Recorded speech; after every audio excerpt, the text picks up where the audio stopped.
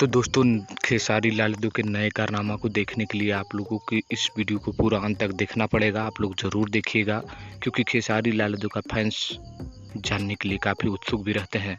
तो दोस्तों, आप लोग आज बहुत ही बेहतरीन जो खेसारी लाल यादव ने कारनामा कर दिया है, विरोधी उससे डर गए हैं, इसके बारे में हम लोग पूरा बात करेंगे। तो वीडियो को पूरा अंत तक देखते रहिएगा। इस चैनल पर जितने भी प्यारे दर्शक हैं, आप सभी को बहुत बहुत धन्यवाद। और जो पहली बार आए हैं, इस चैनल को ज़रूर सब्सक्राइब कर लीजिए। और खेसारी फैंस होंगे तो एक लाइक तो बनता ही है।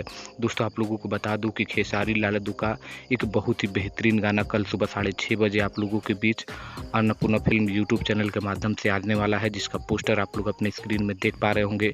बहुत ही कमाल का गाना है दोस्तों, बहुत ही बेहतरीन है। और कल इस गाने को आप लोगों के बीच सुबह 6:30 बजे जो अखिलेश कश्यप ने लिखा है, ये गाना आप लोगों के बीच आने वाला है। जबकि बात करें नया कारनामा, तो बता दूं दोस्तों कि नथुनिया, जी हाँ दोस्तों, बड़ी खबर कि नथुनिया 200 मिलियन क्रॉस हो चुका है, और ये बिना एड का।